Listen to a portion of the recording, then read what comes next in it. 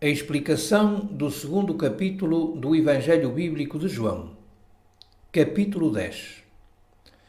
E ao terceiro dia fizeram-se umas bodas em Caná da Galileia e estava ali a mãe de Jesus. Estas bodas realizaram-se na casa de uma família conhecida de José, que já havia falecido. Acompanhado pelos meus 4 discípulos, passei um dia inteiro em casa de Maria, minha mãe, que se desfazia em atenções junto dos meus demais irmãos para bem nos servir-nos. Ela sentia no seu íntimo que o tempo havia chegado para o início da minha manifestação como Messias. Ignorava, porém, de que maneira isto se daria. Por enquanto, também acreditava na expulsão completa dos romanos e na reconstrução do trono poderoso de Davi, sua glória incontestável, inatingível e eterna. A boa Maria e toda a minha parentela terrestre imaginavam o Messias como vencedor dos romanos e outros inimigos da terra abençoada. A impressão dos melhores entre eles igualava-se à da maior parte das pessoas benquistas com relação ao reino dos milanos.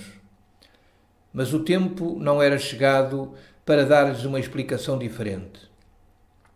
Se todos os meus, inclusive Maria, mantinham esta opinião, é fácil deduzir que outras famílias conhecidas defendiam o mesmo ponto de vista. Por este motivo, a atenção por parte de todos não se prendia somente a mim, mas àqueles também que eu designava como discípulos, tanto que Tiago e João resolveram acompanhar-me, por ser compreensível que muita coisa que eu lhes havia predito da minha infância já tivesse esquecido. E foi também convidado Jesus e os seus discípulos para as bodas. Durante as bodas, que aliás eram bem paramentadas e onde todos estavam alegres e satisfeitos, os meus 4 discípulos de Betábara dirigiram-se a mim dizendo: Senhor, aqui vive-se bem melhor do que em Betábara. Talvez esta refeição, tão bem preparada, agradasse mais a João do que o mel de abelhas silvestres e os gafanhotos escaldados que prefazem comumente o seu alimento. Respondo eu: a razão por que João precisa viver assim não compreendeis agora. É preciso que assim seja, para que se cumpra o que consta da Escritura. Brevemente, porém, terá vida melhor, pois Jerusalém não permitirá que ele se manifeste por mais tempo no deserto. É preciso que ele diminua para que outro cresça. Que há com o discípulo que chegou a mim junto contigo, André? Ele nos acompanhará ou ficará em Betábara? Responda André: eis que ele vem aí.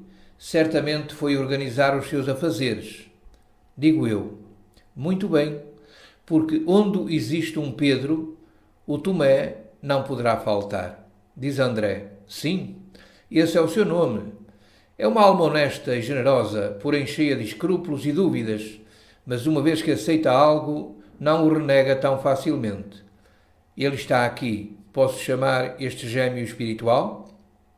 Digo eu: sim, faz isso, porque quem vem em meu nome deve ser convidado. E faltando o vinho, a mãe de Jesus lhe disse: não têm vinho.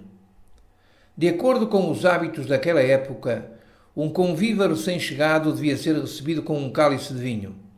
Maria já tinha observado que a reserva de vinho se esgotara, tanto que me diz em surdina: meu querido filho, que situação embaraçosa! Não há mais vinho. Não poderias tu arranjar algum para o recém-vindo? Disse-lhe Jesus: mulher, que tenho eu contigo? Ainda não é chegada a minha hora. Esta minha resposta ambígua, dada à minha mãe, perante os convivas, desgosta a muitos que desconhecem os costumes de tal época, mormente em Nazaré, pois a exclamação de mulher significa mãe. E a resposta toda é: mãe, que temos eu e tu a ver com isto?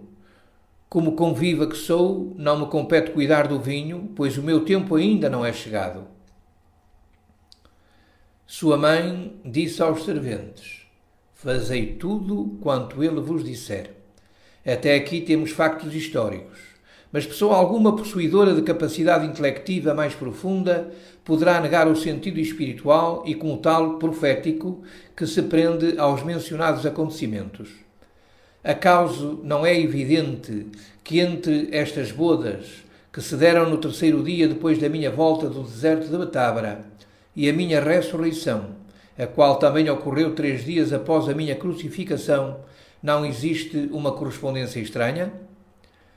Nestas bodas é demonstrado num sentido profético o que me sucederia 3 anos mais tarde e num sentido mais amplo que eu, como noivo eterno, iria festejar as bodas verdadeiras com todos os meus discípulos e verdadeiros adoradores em seu renascimento para a vida eterna. Num sentido prático, a história destas bodas representa os 3 estados evolutivos pelos quais toda a criatura tem de passar para conseguir o renascimento do espírito, ou seja, as bodas da vida eterna na imensa Caná da divina Galileia. Chamam-se estes 3 estados. Primeiro, o domínio da carne. Segundo, a purificação da alma pela fé viva que se manifesta por obra de caridade. Terceiro, o despertar do espírito da tumba do julgamento. Tudo isto se vos apresenta num quadro real na ressurreição de Lázaro.